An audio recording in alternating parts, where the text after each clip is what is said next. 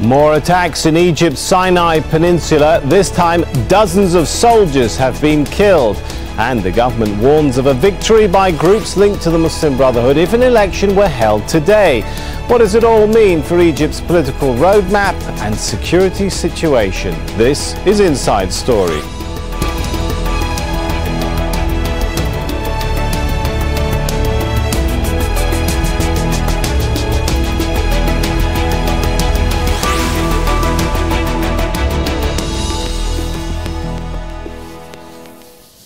Hello and welcome to Inside Story. I'm Sami Zaidan. At least 33 soldiers have been killed in two separate attacks in Egypt's Sinai Peninsula. The attacks on Friday are being called the failure of the government's security policy.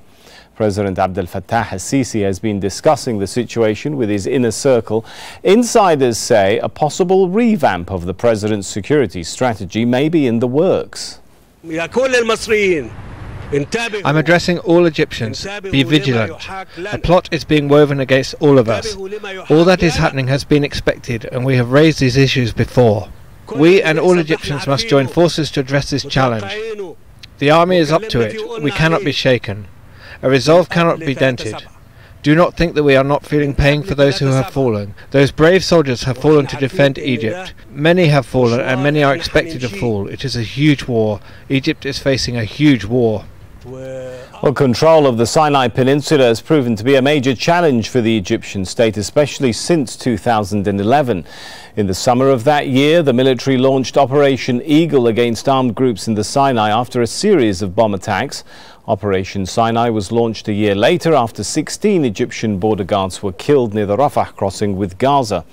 Well, the attacks spiked after President Mohamed Morsi was deposed in July 2013.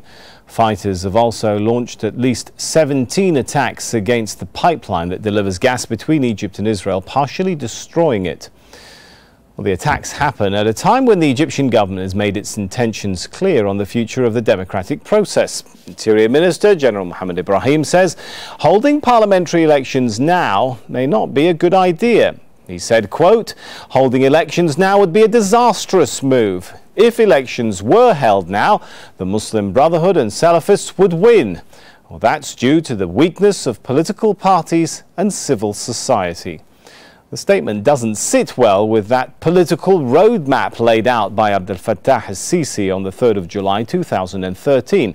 Now, parts of it have been implemented, but not all of it has. According to the roadmap, the constitution had to be amended by a committee representative of different forces in the country. Well, the constitution was amended, but the unelected committee didn't include the largest political force in Egypt. The roadmap said parliamentary elections were to be held, followed by the presidential election. Now, the presidential election was actually held first, and amid what rights groups describe as political repression. Abdel Fattah el-Sisi, as you probably recall, won that election in May. But parliamentary elections remain an unfulfilled step in the roadmap. Well, joining us now to discuss Egypt's roadmap to democracy in London, Maha Azzam, head of the Egyptian Revolutionary Council, a group that unites anti-coup movements and political powers, including the Muslim Brotherhood.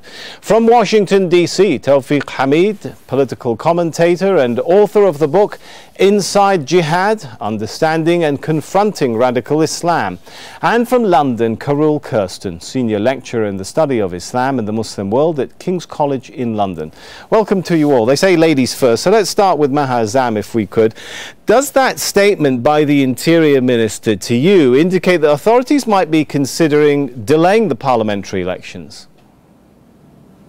They may well be considering delaying them, but even if they decide to hold them, it's the atmosphere in which they are being held, of arbitrary arrest, lack of freedom of the press, thousands of political prisoners numbering 40,000, the inability of the main political party and groups to participate.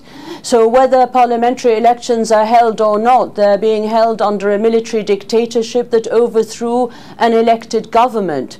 So the statement by the Minister of Interior, a man of very little credibility or none whatsoever, especially given that the Human Rights Watch report said very clearly that he and the president of the country, the now president of the country, Sisi, need to be investigated for crimes against humanity, indicates that any statement made by him regarding the roadmap or Egypt's future democracy or parliamentary elections are ones that must be taken with a great deal of cynicism. Nevertheless, though, I mean, despite all that, there is supposed to be some sort of political transition to get the country back on track.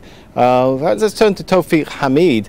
If elections, as was, President Abdel Fattah el-Sisi announced or reiterated on September the 13th, 2014, that elections would be held by the end of this year. If that is no longer the case, that does leave a big question mark about what is the political process for Egypt right now. Yeah, I see your point. I think with the political process in Egypt, when President Abdel Fattah el-Sisi stated this, he meant it. However, circumstances can change for any country at any time, and in many situations this necessitates new approaches or new decisions.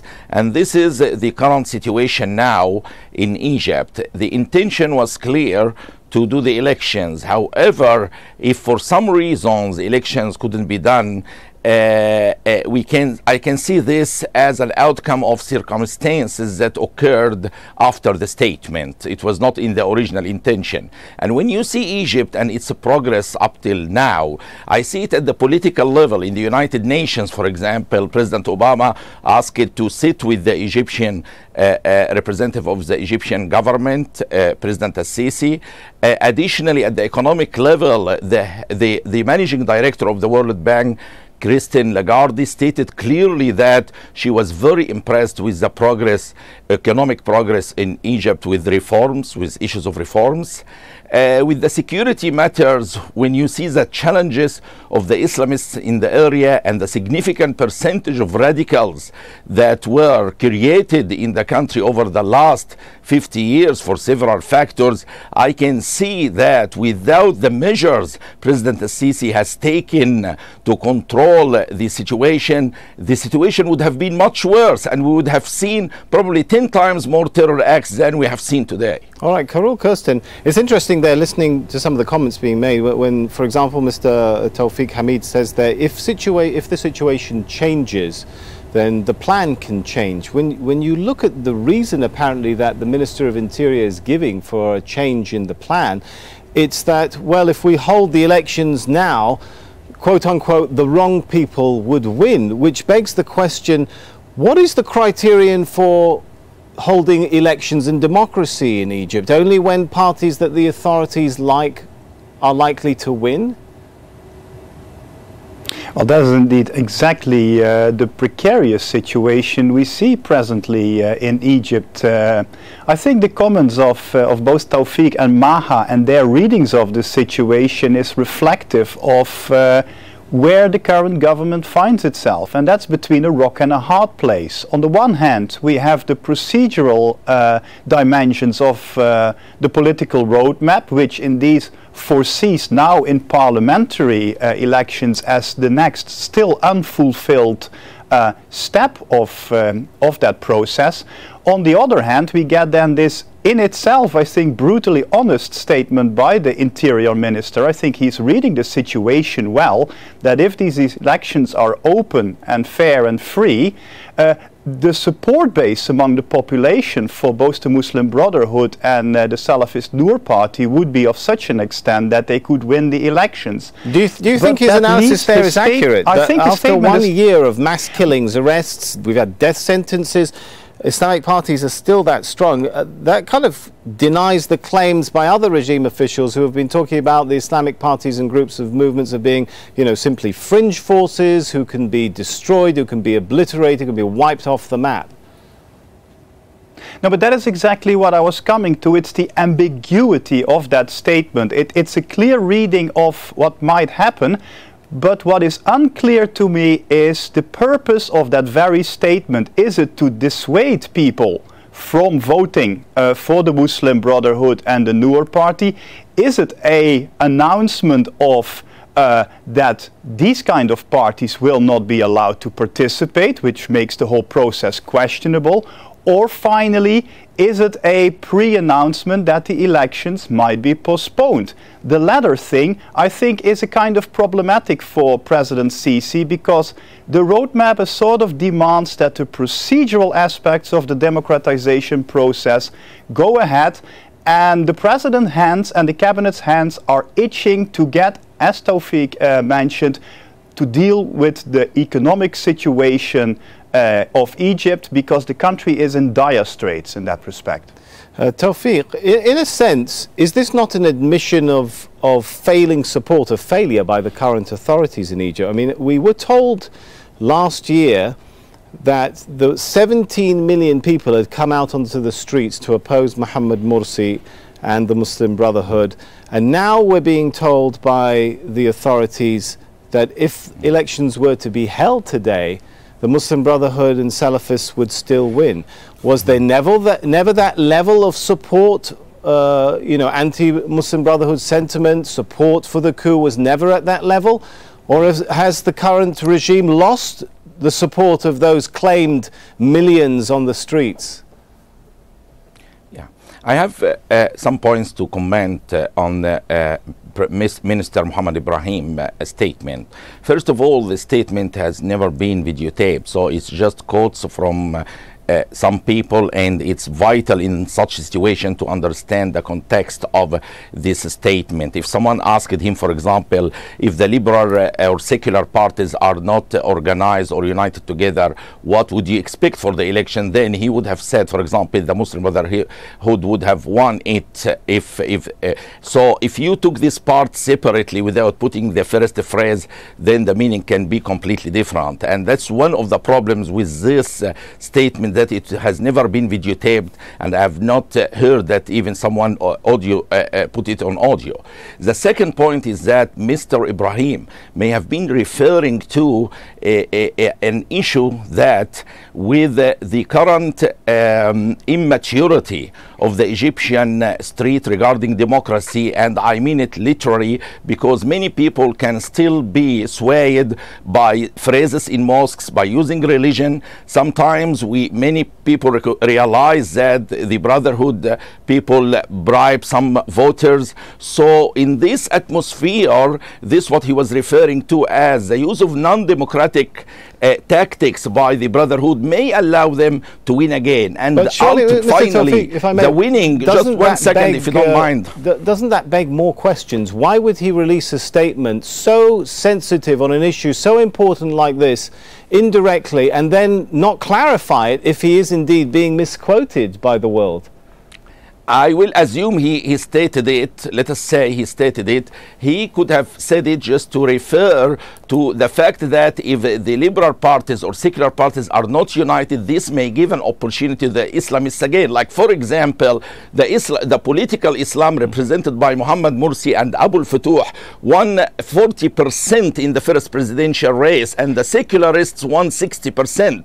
Yet the outcome of the final election was in the favor of political Islam. Despite that, in reality, in the streets, the percentage was 60-40, which means that the secularists were more than those who support political Islam. So sometimes the election results may not really reflect the real percentage on the street. This is what probably Mr. Ibrahim was warning of, that the Brotherhood can use such a situation if the liberal parties or secular parties didn't unite together and work effectively, they may lose. I think if he had said this statement, that was the meaning. If we may, because I'm not sure about some of those numbers that you were quoting there. I have a feeling she's going to dispute some of that. I think we're missing the point here.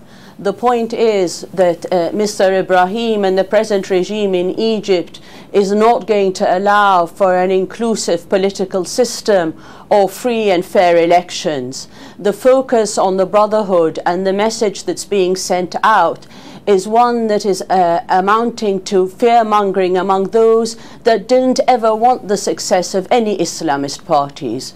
But what is at stake in Egypt, as has been the case since 2011, is the future of Egypt in real democratic terms, in terms of providing a civil society and an inclusive political system that allows Islamists and non-Islamists to participate freely. And what Mr. Ibrahim is setting out is to say to those parties that want to have a share of the cake, we may delay parliamentary elections so that the Islamists, despite the fact that we massacred many of them and continue to kill and arrest them, need to be, are very much there and part of Egyptian society. But we don't want them to be, and we're going to ensure that we continue crushing them until the face of Egypt's politics and society is one that is free of them. And that, of course, is not going to happen. And Egyptians are continuing to struggle. Whatever level of support the military regime has, and it is diminishing, they will continue to struggle to see an inclusive political system that has to include Islamist forces, particularly ones that abided by the democratic process and believe in it today as they did yesterday, as they will tomorrow, because they are committed to a system that is not about Islamism, but is about democracy. Maha, could I ask you to address a point there which Tawfik raised, and that is the suggestion that by virtue perhaps of the superior organization of some of these Islamic political parties, that the outcome of elections can be skewed, that elections are perhaps not the best indicator of the will of the people, because he claimed there were figures that showed the elections produced a majority for Islamic parties when in fact the majority of the street was not in favor of them. That is one of the worst arguments. It is one of the worst arguments against a democratic system I've ever heard. Living in the West, we should know very well that some political parties may be organized better than others, and there has to be room for all political parties to participate and to organize. And no one is saying that other parties besides Islamists should not be given every opportunity, whether airtime on the media or any other means with which to campaign. But having opened up the political system to all, some parties evidently will be better organized, and they should have their chance as much as others. What we're talking about is an inclusive political process that is being denied today by a military regime that wants to be selective and wants to make cosmetic changes, and ultimately wants to offer the Egyptians a system that is even far worse than the one they've experienced over the last 30 years. All right, let me bring Carool into this discussion. Regardless of, we can try and read into what we want, into what the Minister of Interior is saying, but one thing seems clear, that there is concern about the strength 1 year on after the mass killings, arrests, jailings, death sentences that were issued. There is concern amongst the authorities about the strength of support for some of these Islamic parties. Shouldn't that be a reason to reconcile with the political forces rather than think about delaying elections? I mean, what happened to that clause in the roadmap that talks specifically about setting up a national committee for reconciliation and bringing everyone together? Is that part of the roadmap, is that off the table now? I don't know if it's off the table, but indeed it's this very polarization within society that makes that so difficult. But Maha definitely has a point. I mean, it's a sort of unfair to blame parties which happen to be better organized for being more successful in elections if, say, the secular side of the electorate, whether they are socialist, nationalist or liberal, are fragmented and less well organized. Indeed, the point of a democratic process is that also the voices of people you might disagree with are heard as well. And if they happen to be better organized, you should do better. The problem is, of course, that as both sides continue to dig in, this whole reconciliation dimension of the political roadmap, I think that is still very far off. Perhaps we can bring Tawfik back into the discussion. It was interesting there, you mentioned a minute ago the progress that's being made by the current Egyptian government. You mentioned there that, for example, Obama had asked to sit with President Abdel Fattah el-Sisi, and positive comments from Christine Lagarde.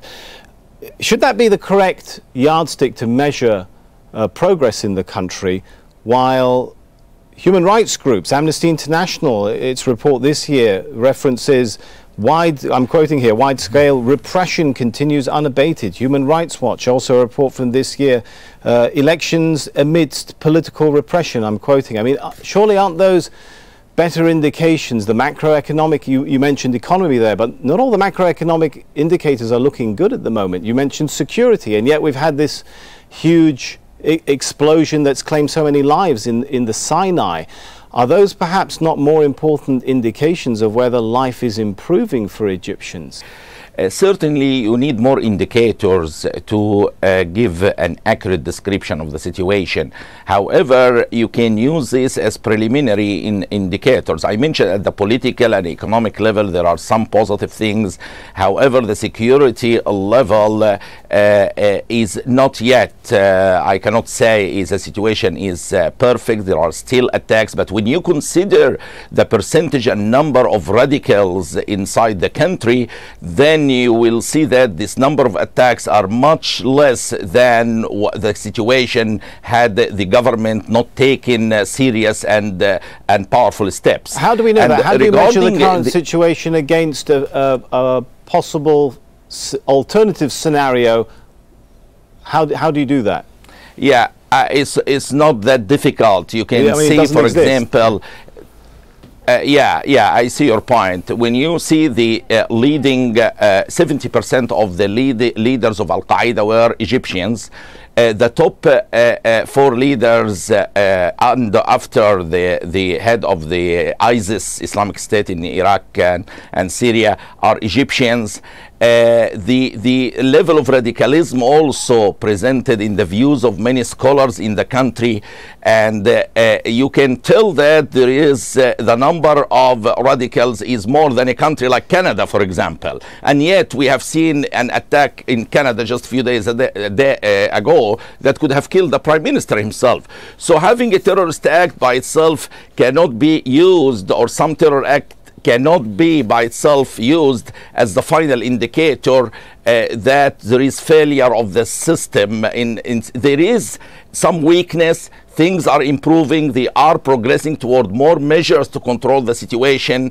And with the number of radicals you would expect in a country like Egypt, with the level of radicalism, the scholars that preach hatred and encourage violence on TV, then I see that even the number that we have is not uncomparable to Iraq, for example, that applied the recipe of democracy that Maha suggested, yet it did not prevent slavery, it did not prevent stoning, it did not protect the country from division and going into civil war. All right, let's bring the discussion. This is what the Egyptians are worried about. We've only got a minute left, so let me bring the discussion back to Maha. And I want to ask you, can economic revival be achieved without security, and can that be achieved without reconciliation?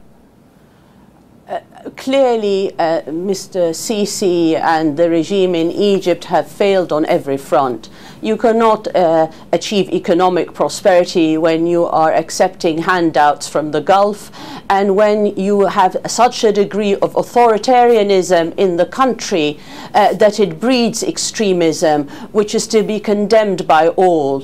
Mr. Tawfik pointed to the growth of ISIL and to Al-Qaeda. The real antidote to extremism is opening up the political system and weakening the argument for extremism, because what we are seeing now in Egypt and the region, and what is on offer for the international community in terms of the region, is on the one hand authoritarianism and on the other hand extremism. And this is why there has to be a real reassessment of policy to reconsider that perhaps the real antidote is to create a moderate middle ground that respects the values of all and is committed to the democratic process, not one that wants a cosmetic democratic process. Well, I'm afraid we are running out of time, so we will have to leave it there. Let's thank all of our guests for their participation: Maha Azzam, Tawfik Hamid and Carool Kersten. And of course, feel free to add your voice to the discussion. You can leave your comments at facebook.com/AJ Inside Story. We're also on Twitter. Just look for @AJ Inside Story. From me, Sami Zaidan, and the rest of the team, thanks for watching, and it's goodbye for now.